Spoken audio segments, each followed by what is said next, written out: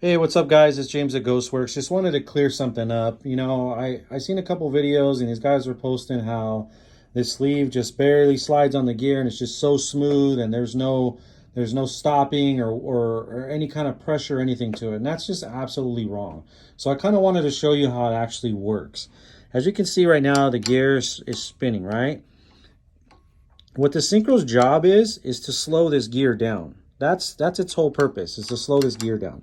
So what happens is as you're putting pressure, it's not allowing this gear to spin anymore, right? And then you get that snap.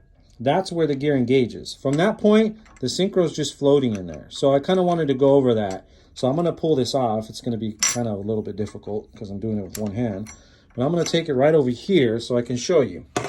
The synchro sleeve has 3 points, okay? And there's actually, I'll say, 3 sets of teeth, of 2 teeth. They're a little bit longer. You can see they kind of hang out a little bit more in there and here. There's 3 points.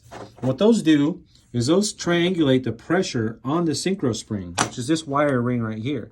When it gets pressure put on it, it's pushing down, and that's what's stopping the gear. It's got several surfaces in here, friction surfaces, that stop the gear.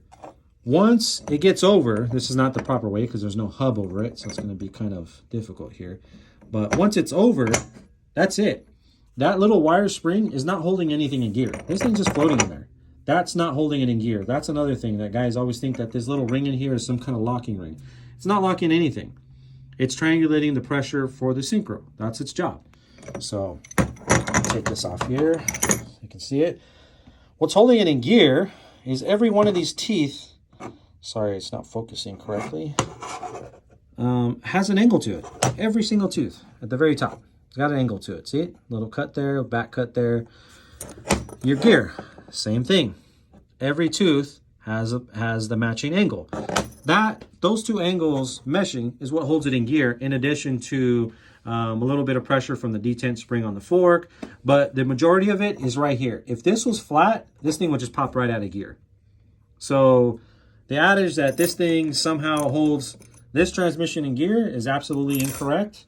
You also always need to have that snap because that's the pressure that you're getting to help stop the gear. So I just wanted to clarify that for you guys.